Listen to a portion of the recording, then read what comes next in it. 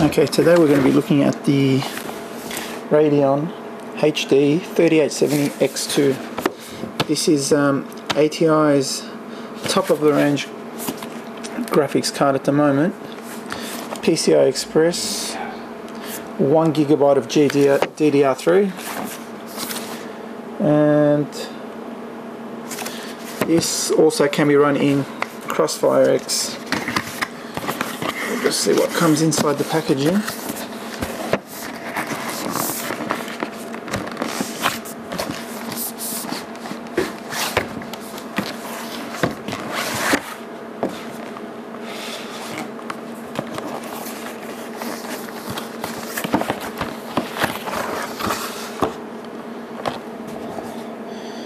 Okay, inside you have your standard Crossfire X bridge.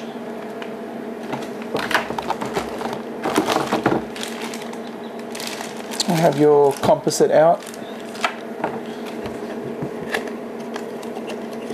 and in this little box, I'm not sure what that is.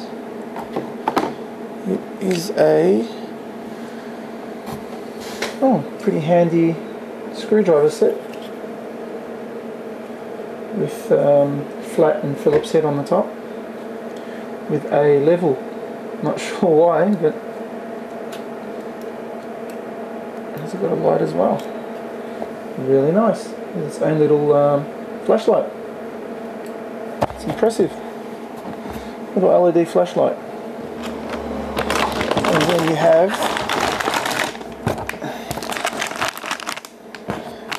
your drivers and other various software and instructions and things like that, which we're not interested in. I think everyone's interested in looking at the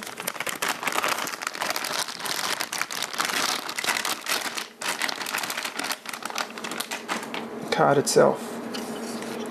She's a beauty, with their traditional red for their heatsink cover, large fan, which looks like it's going onto a copper. Unlike Nvidia, ATi always use copper here for their heat sinks. It also has a 6-pin and 8-pin power connector, so you'll require those. You can see here where the two chips go on the back of it. Impressive looking card. Very heavy. Probably rivals the 9800 GX2 in weight and size. Now here we have the Thermaltake Armor full tower case with a QX6700 Extreme CPU there, with the standard Extreme CPU cooler, which is quite large. I think you remember from the last video. 650 P5N SLI motherboard. That's all I have at the moment. I don't have anything for AMD. I'm sure with PCI Express 2 and everything, it should still support it. 2 1GB sticks of memory, and I have a 650 watt Zellman's power supply with lots of cabling and all that for all types of graphics cards. So I can use this as sort of a bench sort of computer to test things like this. There you go. I've already got the 6-pin and the 8-pin ready. Card itself easily fits inside here. Good convenient location for the 6-pin and the 8-pin, just on the side here. Just plug them in upwards, and the 8-pin here is going to be a bit tricky. Just get that around. Not the neatest of my builds.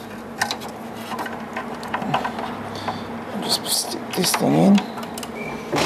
Just again with the cabling, I mean, you don't have to be a master at cable management, but just keeping them close together gives the overall good look inside the case. I mean, you can just run them up the side, cable tie them with your standard strips, with your standard cable ties.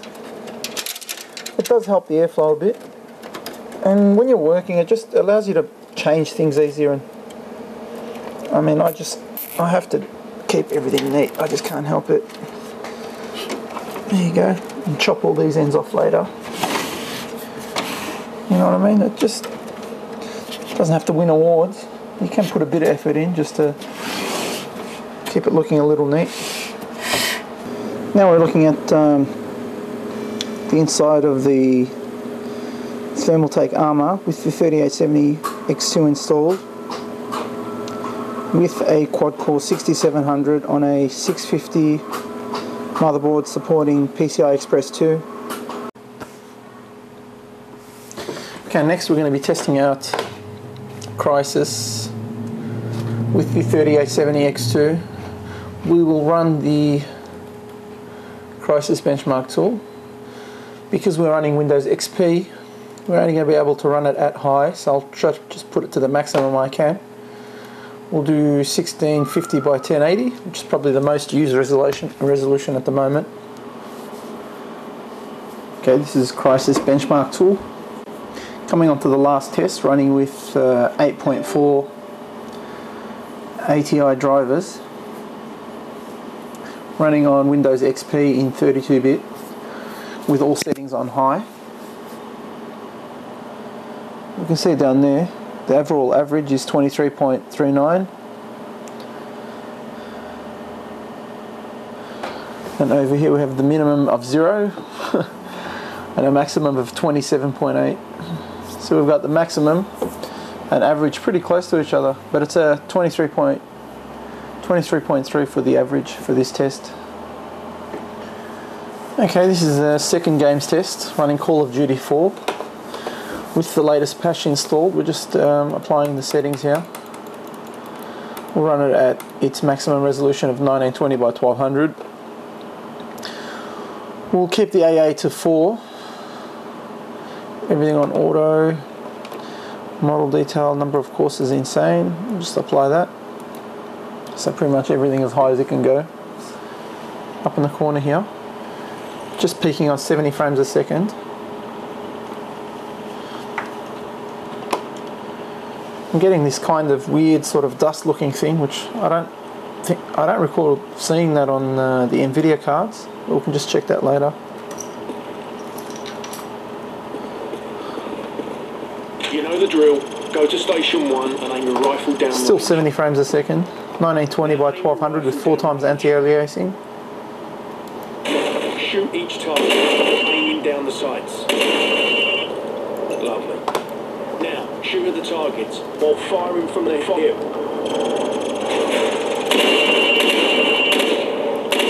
Now I'm going to block the targets with a sheet of plywood. I want you to shoot the targets through wood. Bullets will penetrate thin, weak materials like wood, plaster and sheet metal. Still 70 frames a second. Make the targets pop up one at a time. Hit all of them as fast as you can.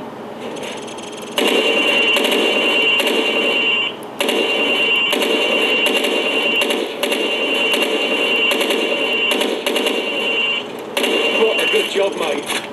Now go get a sidearm from the armour. A few glitches here and there, but it seems alright. Now switch to your rifle. Now pull out your sidearm. Remember, switching to your pistol is always faster than reloading. Using your knife is even faster than switching to your pistol. Your fruit killing skills are remarkable. Captain Price wants to see you. I'm getting a couple of slowdowns down to the 20s, but back onto 80. You can see there, just some glitches. Freezing up a bit here, dropping down to 2. We've got it on 40 to 50, back to 60 frames a second. Freezing up a bit again. It's kind of unusual. A couple of freezes. Generally smooth, but I'm not sure why they're freezing. What they're freezing from. First day in the regiment. What the hell kind of name is Soap, eh? How'd a muppet like you pass selection?